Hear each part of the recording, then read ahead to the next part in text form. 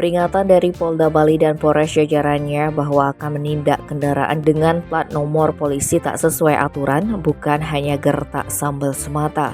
Di wilayah hukum Polres Badung misalnya sudah ada 4 kendaraan yang diamankan dari turis asing. Pengamanan kendaraan tersebut disampaikan Kapolres Badung AKBP Leo Dedi De Vretes. Orang nomor 1 di Polres Badung ini berkomitmen akan melakukan tindakan secara tegas, terukur, dan profesional dalam menyikapi masalah itu.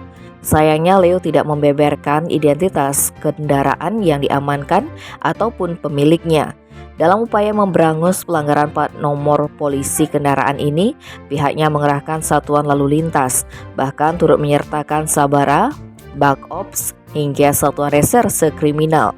Karena bukan hanya Undang-Undang Nomor 22 Tahun 2009 tentang lalu lintas dan angkutan jalan yang dipakai untuk menindak pemakai plat palsu ini, namun juga dapat dikenakan pasal 263 KUHP tentang penggunaan kendaraan yang dipasangi plat nomor palsu. Hukumannya berupa pidana paling lama 6 bulan. Diberitakan sebelumnya kendaraan dengan plat nomor polisi yang tidak sesuai aturan marak dipakai oleh turis asing di Bali. Mirisnya belakangan viral di media sosial, ada yang mengganti plat dengan nama sendiri hingga menggunakan nomor polisi Rusia.